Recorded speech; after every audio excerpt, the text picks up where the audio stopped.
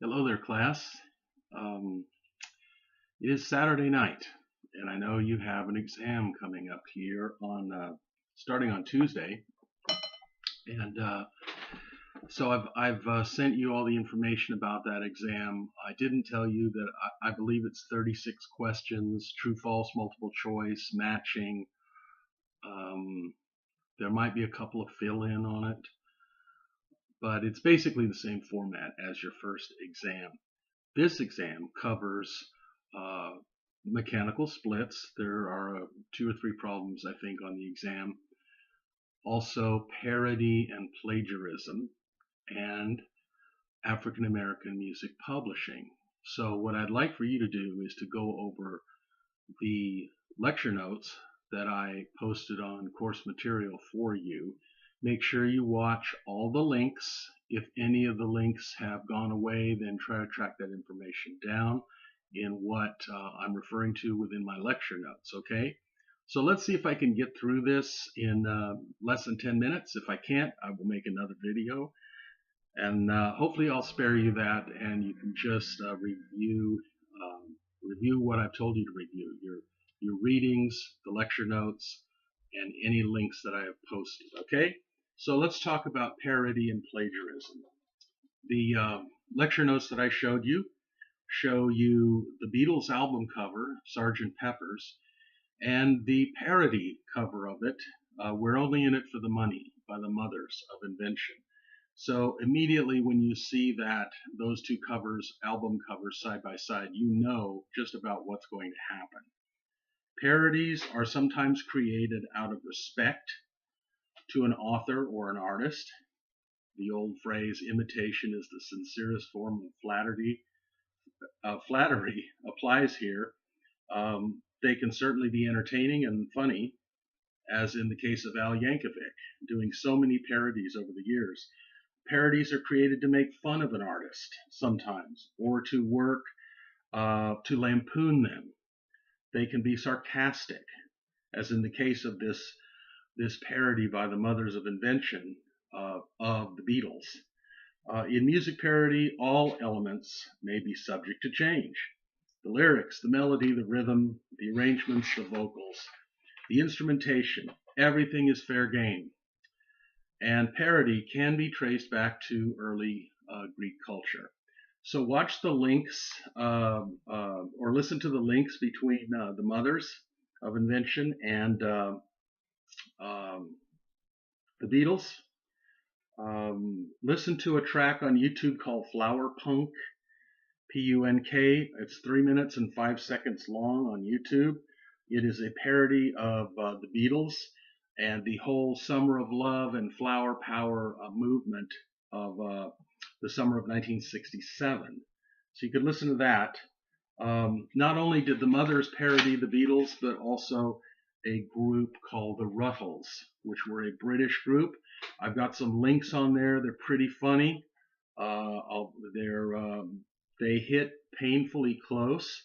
From my readings, George Harrison loved the Ruttles and John Lennon hated it. He didn't like being made fun of that way. In Christian music, I've cited the Swirling Eddies. All right. In particular, I have a link there for the Eddies parodying Amy Grant's Baby Baby. So you can listen to that. The project was called Sacred Cows. It's unavailable now, but if you're interested, track it down. Do you need permission to change lyrics? No, you don't. But just know that you're going to have to pay, just as if you used the song as it was originally intended. You have to pay a full mechanical royalty on that. I've got some litigation noted here between Campbell versus Acuff Rose. So please take note of those lecture notes. Parody may be considered fair use, and that's the loophole that allows for you to change lyrics and re-record a song. Don't confuse a parody with a derivative, and I'll get into that in a minute. The other thing that can happen is plagiarism, and that is when you intentionally or possibly unintentionally plagiarize someone else's writings. That can happen in terms of writing a book or in music. So please review my plagiarism notes. Famous case of unintentional plagiarism was the George Harrison case, where he wrote "My Sweet Lord" long after the Chiffons sang a song called "He's So Fine." Make sure you listen to those two links and check out the difference. And so apparently, in the back of George Harrison's mind was that melody, and he didn't intentionally copy the song, but nevertheless he did, and was found at fault in a court of law. You can also listen to "Sweet Little 16" by Chuck Berry, 1958. And then 5 years later, the Beach Boys' "Surfin' USA." Make sure you listen to those two links. The Beach Boys lost that case, and if you look at the song "Surfin' USA," it now shows that Chuck Berry wrote it, as they lost that settlement.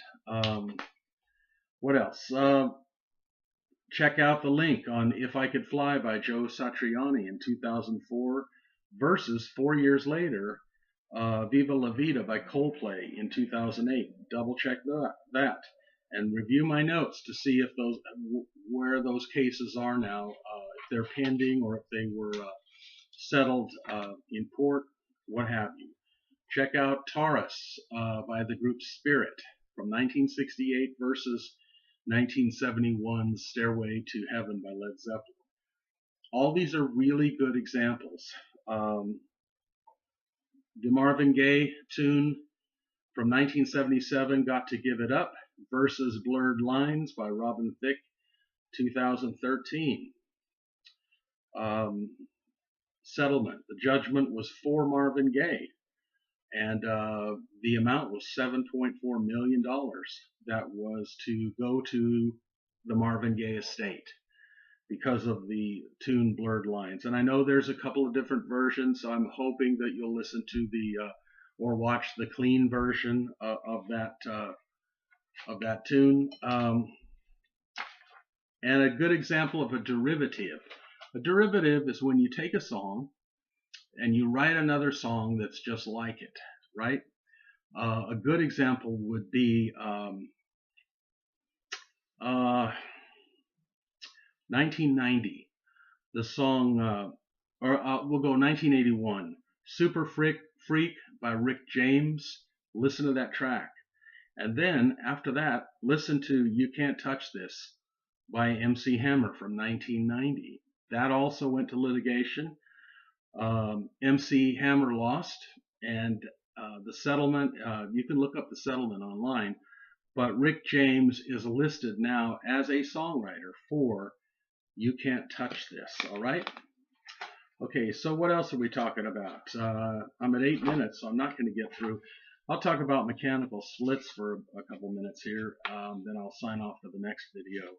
Mechanical splits. Just remember that the first thing you need to know about computing mechanical splits on physical product is that you have to know what the rate is for payment. If it's full statutory mechanical rate, which would be 0.091 cents per song, or if it's three-quarter rate, 0.068 cents. I think you were asked those questions on your first exam. And then you just take that amount and multiply it by the number of downloads or single song sales. And then from that, whatever that amount is, you're going to split it in half. And half goes to the publisher or publishers. The other half goes to the songwriter or the songwriters. If there is a administrator involved separately, well, then the administrator takes his cut first, and it's spelled out in the deal. It's 10 or 15%. Then the balance is split between the publisher or publishers and the songwriter or songwriters. So I'm going to sign off for here. I'm supposed to keep this under 10 minutes, but please review lecture 15 I have called Splits. It's in your course material. Make sure you go through all that stuff, okay? And the examples.